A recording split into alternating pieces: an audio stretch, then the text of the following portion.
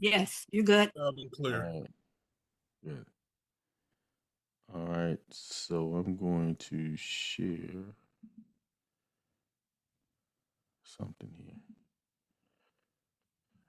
You should be able to see the Civil Rights 1968 Act of 1968.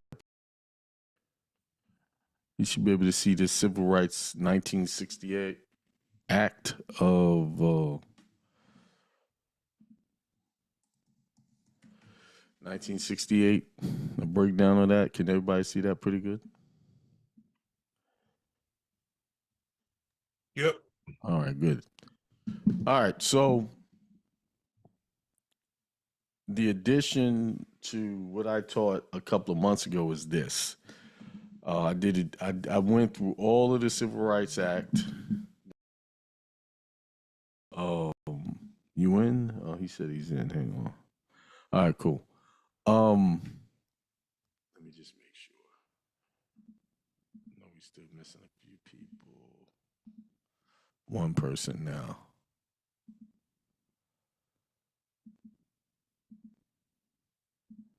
68, which was promoted largely for what they label Black or African American.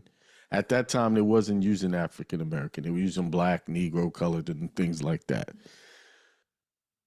The only specific group that it talked about was American Indian.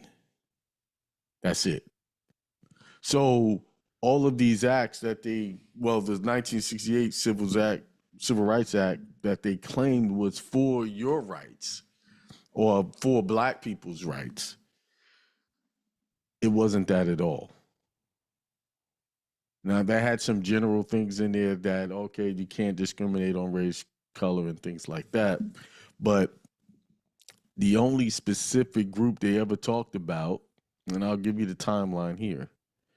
Here's the Civil Rights Act of 1957. It was a voting rights enforcement, creation of the U.S. Commission on Civil Rights, and protected categories was race and color. And then let me clear something up. This whole idea of color is nonsense. It's something socially engineered in this country to create social classism, economic division, and to be able to label certain groups of people good or bad. So these are all constructs of this current country's system. You go anywhere in the world, this is not a thing, as it is in this country.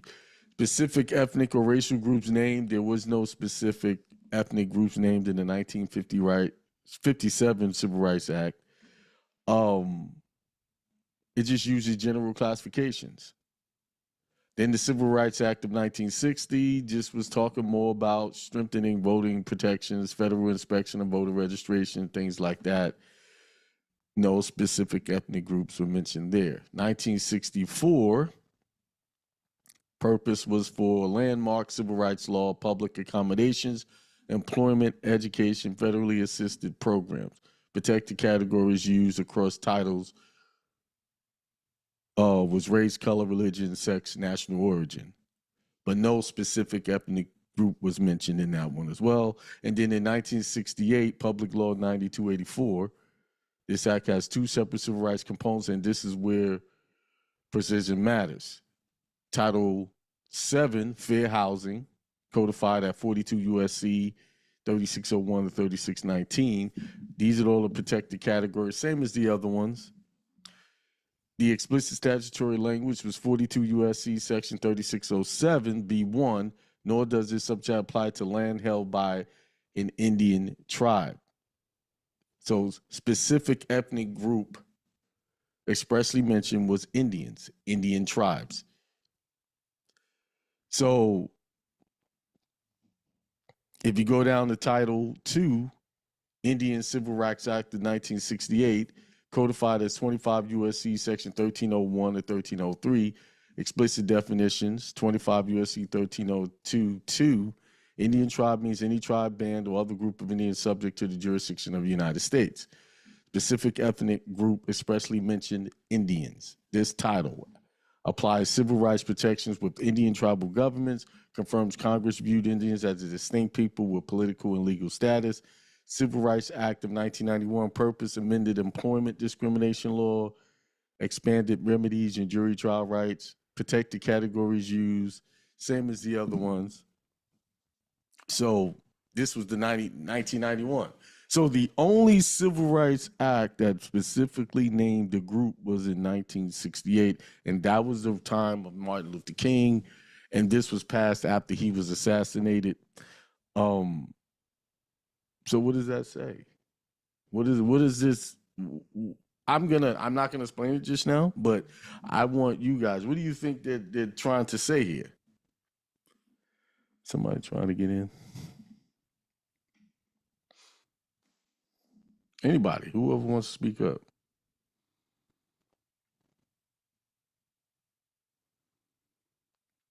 Don't be afraid to give a wrong answer or think your answer is wrong. Peace, peace. Go ahead, Glenda.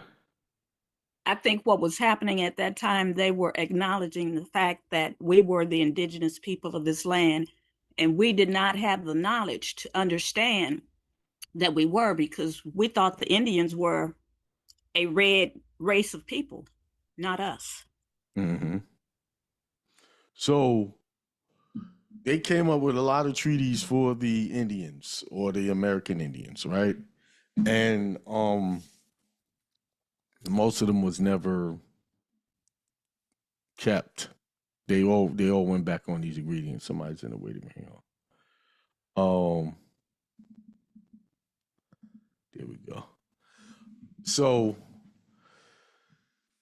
now we get the Civil Rights Act of 1968, and they made a big deal about that. That was a time of Martin Luther King, Malcolm X, Colin Powell.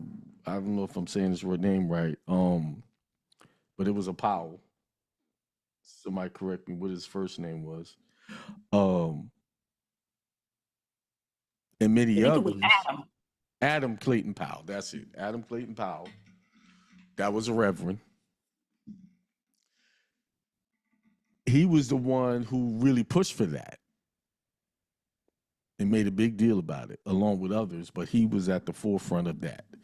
But for some reason, when the bill gets passed, it doesn't even mention specifically people that they claim it was protecting. So without it mentioning them specifically, and you just generally say race, color, religion, sex, national origin, that's everybody's included in that. But the law was promoted for the rights of so-called black people. But then when the law is codified and enacted, all they're talking about is American Indian rights and the things you can and can't do, and even when it comes to crimes, it's in there. Let me pull it up.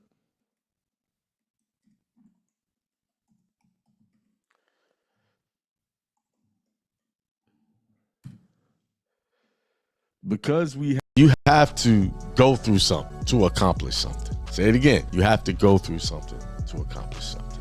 Unfortunately, a lot of people are not willing to go through something to accomplish something. It's too hard. That's too much. When you have problems, and they could be extreme, that is a great opportunity for you to really practice transcending that situation and work out not allowing it to bring you down consciously. That's the mission. That's the mission, to be able to navigate all of the challenges of this world that it may bring you and still be able to walk over it like Christ walked on water. Still be able to allow yourself to be sacrificed for the good of mankind. I'm not saying go, allow people to nail you to a stake or anything like that. What I'm saying is, spiritually, even though these people, you might feel from a fleshly level that they deserve condemnation, you cannot condemn. Because once you don't allow yourself to pass judgment on them for their wrongdoing, and you look at it as simply as, forgive them, Father, they know not what they do.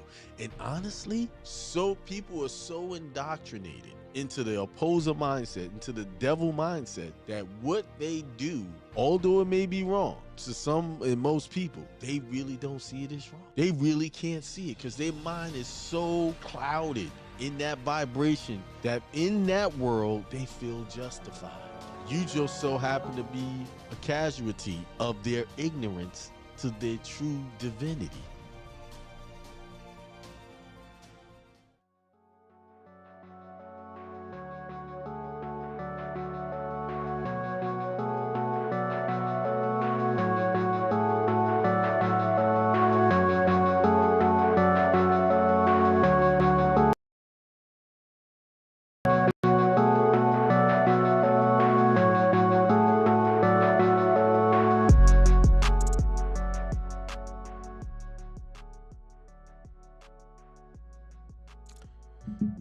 Peace. What's up?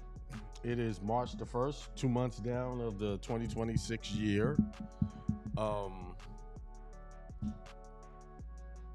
What's going on with these last 2 months? Have you accomplished what you wanted? Are you on track to achieve those goals that you set forth coming into the new year? I can tell you right now, most people fall off track within the first couple of weeks. Sometimes even the first couple of days they fall off. So that's just human nature. That's just how it goes. Because once you are indoctrinated and programmed to do something on a daily basis, it takes determination, consistency, willpower, everything in you to not fall off the wagon and continue with your old ways. Everyone is challenged by that. It's not unique to you or me or anyone. Everyone is challenged by that because we all are created in the same way, meaning first 7 years of our life is where all of the indoctrination and all of the taking in of information and forming us into who we're going to be through our life to our adulthood. So think about it. If you're born in this culture, this Western culture, this North American, United States of America, we were programmed for 7 years early on, from the time we hit the womb, take vaccines, go to school, so you can read and write and learn information according to societal standards. So now you're here in your later years trying to undo that stuff, and you're gonna get met with obstacles, and the biggest obstacle is gonna be yourself. Not any outside influences. Those are the add-ons. That's the what you call the extras. Distractions. But the biggest distraction is you, because it's up to you to contract with those little distractions out there and accept them. And some of those distractions could be you want to watch your favorite shows, you want to watch your favorite team, you want to hang out with your friends, you want to and think about it. Most of the distractions that we have, except for one of them, which is sleep, most of the distractions we have is the things that we want to do to entertain ourselves, keep ourselves from being bored. Most people stay in a certain income levels because their entertainment awareness is higher than their financial awareness, meaning they're more wanting to do entertaining things instead of doing things that are financial, that can carry them throughout the life, and they can prepare them for a life where they could just do whatever they want if they have the money. Think about it. Think about your financial situation right now and ask yourself, are you there because you chose other things that took away from your money or your financial stability, then add to it? And I can tell you, that's really, if you cut it all down, that's it. Our eating out, our wanting to watch programs, wanting to watch sports, do other things that distract us from what we say we want. All of us, I can ask 100 people, you want some money? Yes. Most of them will say, yes, I want a lot of money. Why? Because it'll afford me the things that I want to do without having to worry about paying bills, right? But when it gets down to the point of, are you going to do it? What's necessary, sacrifice what's necessary in order to get there. No one's, entertainment is good, you know, and it's when it's done in balance. See, if my financial situation is not great, but yet I choose to entertain myself with something that costs money, instead of taking that money and putting it towards my financial stability, then that's a problem.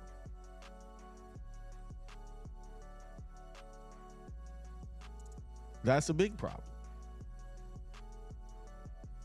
So back to what gets us off our goal, because we have this tendency to love to entertain ourselves, whatever we desire, so we don't get bored and put off what's important, that we say the things that we want to do. Because there's so many things out there that you could do right now without manual labor. This age right now, this age of artificial intelligence, all of that is a prime time for us to really make money without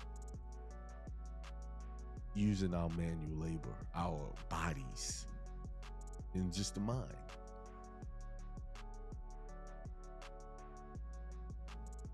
Before I get into the lesson of today, thank everyone that's listening. I don't think there's many on, because I didn't do a show last week because I went to the mountains. Me and the wife, we went into the mountains and we took time, and it was great. Like that, just time, just to chill, was like going off to another world. And we did it for like a day. We had to get out of there because a snowstorm was coming, and we had to get out of there. But we enjoyed our time, and then so we got back, we got thrown right into life's responsibilities. But we had a great time. And that's the key, like, to keeping your relationship alive and good. Just take some time, even if it's a day. Just take time, just for each other. But anyway,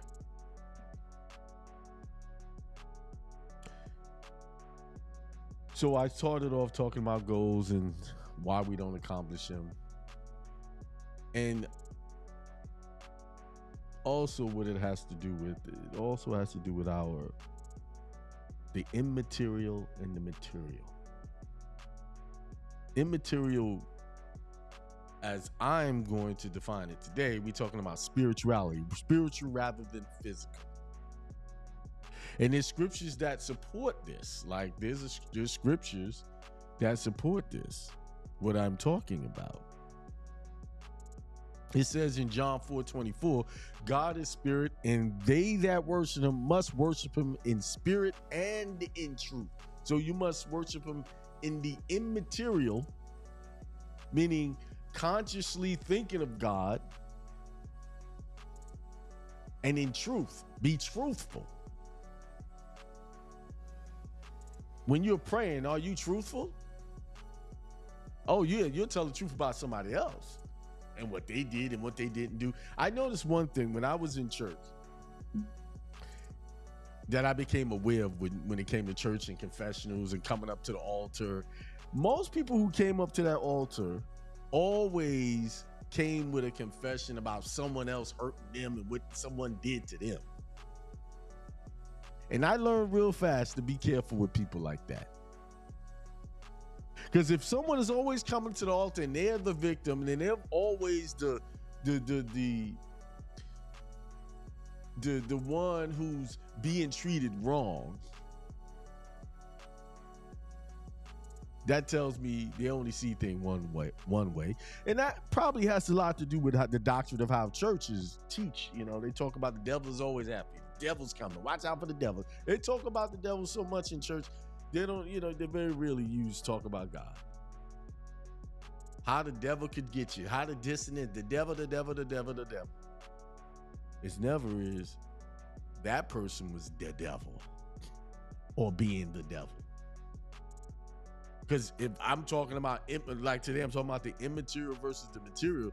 Materially, in the physical world, I see people doing jacked up shit, saying and doing and hurting people in the material world. I never saw a devil do anything. If we want to be real about it. See, we keep talking about these imaginary things. And when I say it's imaginary because you have not physically seen a devil do anything to anybody or come do anything to you. What you have seen is you make decisions and bad things happen. Or someone made a decision and it did a bad thing. That's what I see in the material world. Why do these things happen? Why did it happen? Because in Hebrews 11:3 it says, things which are seen were not made of things which do appear. The material world came from an unseen source, God's spoken word. Immaterial precedes material. So when you see bad things happen, why? In the immaterial world, in the spirit of that person, they decided in their consciousness that they were going to do a thing. And this is why these things happen. This is why the immaterial world is the most important aspect of your existence. This is what they're talking about. Put forth the kingdom of heaven first, and then all these things will happen to you. All the good things that you want will happen to you. But unfortunately, people don't put forth the kingdom of heaven first. They put the kingdom of hell first. And that's why they receive hell. See, what that scripture failed to bring 360 degrees was that what you put forth in your consciousness, what you put first in your consciousness is what is going to appear first in your life. So if your first thought in the day is something negative, how hard it is, the bad work, and then you hate the people and this and that, that's your first thing. Then what you think your day is going to be like? What you think your week is going to be like? What you think your month is going to be like? What do you think your year is going to be like? If the first thing in the immaterial world, it is a negative thought, you can't get something positive out of a negative. Let me change that. You can, in a way, if something negative happens, you can look at it and learn from that negative situation and turn it into something positive by consciously looking at it and not judging it as a negative and say, hey, you know what? This is a process. This is teaching me something. I'm going to turn this into a positive situation. Yeah, that in that aspect, yes.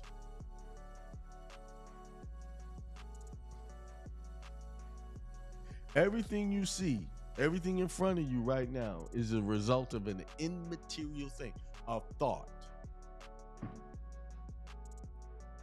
That once it was generated, it was contracted with to make a decision based on that thought. And now that thought was turned into a material, to transcended into a material thing that you are actually dealing with in the material world right now. So at no point should you point the finger anywhere else outside of you, because everything you're experiencing comes from inside of you. Even the relationship you're in. Even the behaviors of your children. Even the behaviors of your family.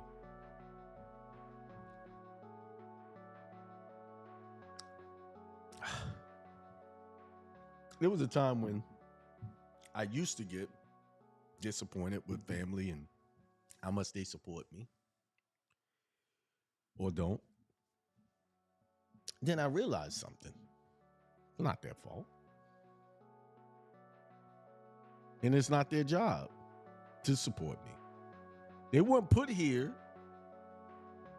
to support me. Now, if they do, that's an add-on. That helps to have that support. But I have the greatest support of all, the Spirit of God within me. And with that support, I can't go wrong.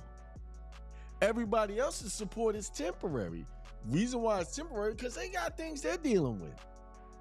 They got ideologies and belief systems they want to deal with that comes first. They're putting their kingdom of heaven first. Y'all do realize the kingdom of heaven is different from everyone else. Everyone else. Like your kingdom of heaven and what you are putting first as far as God, and it's different. See, the world got you believing that there's only one God out there. That's a concept. Everybody has their own concept of God. The mere statement in the Bible where God says, I'm a jealous God and have no other God before me, tells you that there was other gods. But the people that he contracted with, which was the Israelites, said, I'm your God, and you follow my covenant, my decrees, my laws, and I will take care of you. The Israelites had a very specific God for them. Other people was thriving and had gods that caused them to thrive. Why? Because at certain times they were able to take over the Israelites. Because their form of worship, whatever worked for them. But the specific people God chose to be his people through the Abrahamic covenant, they had rules and regs.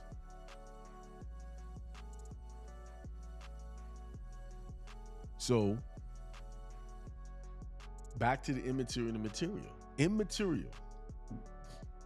God created in his thoughts, codes and statutes that were supposed to be enforced in the material. Right? Because the Israelites stopped worshiping in the immaterial world, stopped putting God first, and they put other things first, whether it be wealth, riches, or sex, whatever it was,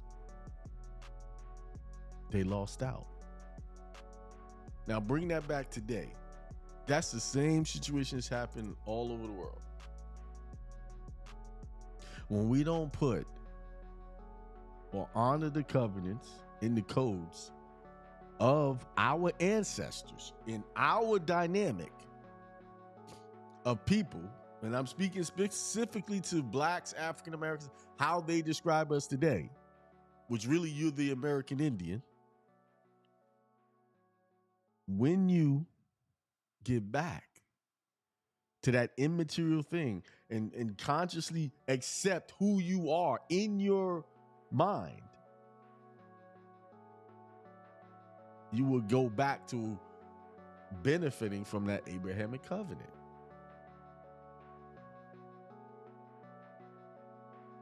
Remember, there was 13 tribes. The 13th was the Levites. They were the priesthood class. So because there's 12 tribes out there and they're all over, different, come from different lineage and family,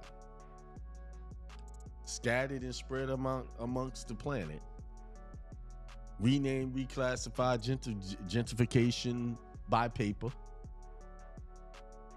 They don't know who they are. This is why I teach what I teach, to show you who are you. Look into the history of yourself. But it all starts with an immaterial thing, the acceptance that what you've been labeled today is not the truth of you. Because I can go to all walks of Asians and the other groups, they're thriving. Why? And they have some of them are Christians and some of them are not, but they thrive.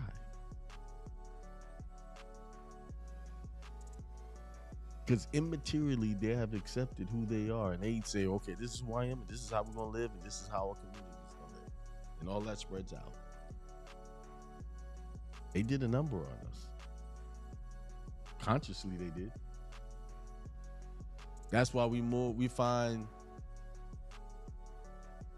entertainment more appealing.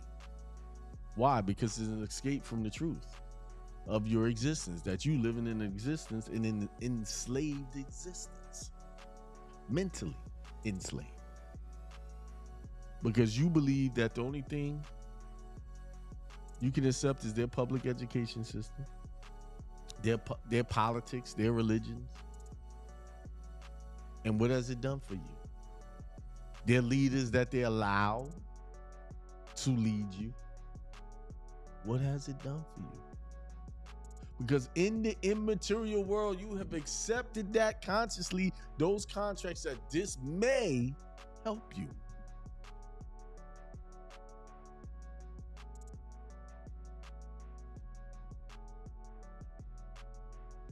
We are a people of commerce and prosperity, not a people of poverty, not a people of living oppressed. So really at this point, the only people oppressing us is ourselves, immaterially. And this is why we live the existence that we live. That's why our material world is oppressed. And we oppress ourselves through our music. We allow other groups of people to control the music that we listen to, and all the music talked about is the guys being drug dealers and getting high, and the women being bitches and hoes. Everything on a material level, every material vice there is presented to us, and guess what? We, as a people, as a whole, we accept that as our existence, and then we get confused of why we can't elevate. When you look at your women as sex objects and nothing more than a big booty and nice titties, what do you get from that? But that's what's promoted. Yes. Do other groups of people control that industry? Yes. But we don't have to participate. We participate willingly. And if someone came and tried to check you for it, they get upset. They want to fight you. I listen to what I want to listen to. Well, yes, that's right. But in your immaterial world, you have accepted the contract of being, if you're a man, being a thug in the immaterial world, in the mental, the consciousness, in the spirit of you. And if you're a woman, you accepted yourself as being a hoe and looked at it as just a big ass and nice titties. That's it. That's what you have accepted. So when men approach you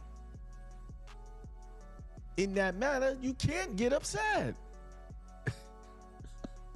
Because that's what you accepted in your consciousness when you were contracted with the very song that talks about that. Same thing for you fellas. I ain't leaving y'all out. You've accepted yourself being only seen as a thug and someone who can prosper selling drugs and taking drugs and treating your women like bitches and hoes. I wasn't planning on talking about this, but I guess Christian brothers in spirit, the immature world, had a different plan. So how do we correct this? I just told the problem. How do we correct this? Change our thinking. Change what we listen to. Move to something more positive. Simple. Become a new person. Remember, I always say this, and I'll say it again. Everything you receive right now is as a direct result of how your consciousness was prior to that moment.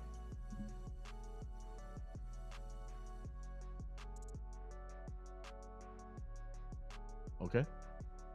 Now, you can accept that or reject it. That's on you. I'm just the messenger. I'm not here to make people do or whatever, do anything that I say. You don't have to listen to me. All you gotta do is just look at the results of your life. And if you don't like the results, that means you need to change things. You need to change people. Not change people, change who you associate with. First of all, change you. The association you've been having with yourself is the problem. Change that, and then everything else changes. When I changed my thinking, changed my position, changed my thought process, I first had to change my thought process, and through my changing my thought process, said I need new associates. And through those new associates, I became a different person. But it all started in the immaterial and me changing my thoughts. It starts there. It don't start anywhere. It don't change me changing my wife and my kids. It starts with me. And by my example, they see that I'm living. Either they're going to get on board or leave. So many people leave my life. I've left my life since I made some changes. Since I stopped hanging out and watching games and just wanting to see boxing fights and all of that stuff, my friends changed. They lost the desire to hang out with me, and I lost the desire to hang out with them. Why? Because I was a new person. I wasn't who I was before. So I no longer was fun to them, and they no longer became fun to me. What's fun to me, let's talk, is be in a room with people talking about real money. That's fun. Be in a room with people talking about spirituality. That's fun to me.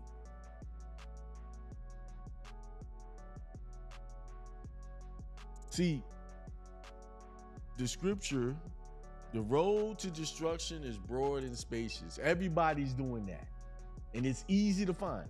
The road to life is cramped and narrow, and not many find it, and it's very hard to stay on it. So what that means is the road to your success is going to be cramped and narrow. The road to hyper success is going to be cramped and narrow, and it's very few is going to find it, but the few that you find on it is going to be valuable to your success. But you can't be on the road of that's broad and spacious and be on the narrow road at the same time. You can't do it. That's why you have more people broke than you have wealthy. See, to be real wealthy, really wealthy, y'all can make fun of all of these billionaires and whatever, but then at some level, these guys are living on a high spiritual level.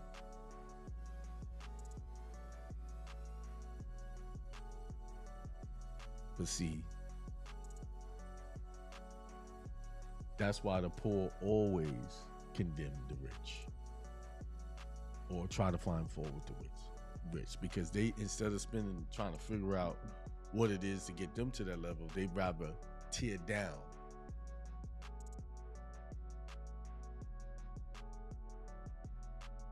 Anyway, that being said, I think I said enough for today. Remember, your immaterial world is what is going to get you how you're thinking, how you processing things, all of that, what you allowing into your consciousness, what you're saying out of your mouth. I've learned to guard that with all. Like with everything, just to guard my thinking, my consciousness. Because if you don't, it's going to be checked for you. Anyway, with that being said, I'm having a webinar 8 p.m. tonight. It's only $47. And I'm going to go over everything I teach in general terms to show you why you should be setting up trust, why you should be doing the indigenous passport process, why you should be, there's another main topic I wanted to talk about. Status, correcting all of those things. Why it's important? Because people ask me, why do I need to do this? See, when they ask me that, because that means they don't want to be uncomfortable. They okay with where they at. But then they say they're not okay, but they don't want to do the work. But that's what this lesson for. $47, and you're gonna get an overview of the teachings and why it's important for you to set your private affairs, set your life in a certain direction so that you can live free, so that you don't be in bondage by the ideologies of today. Because some of y'all in bondage and don't even know it. So what I'm going to do is I'm going to put the link in the chat.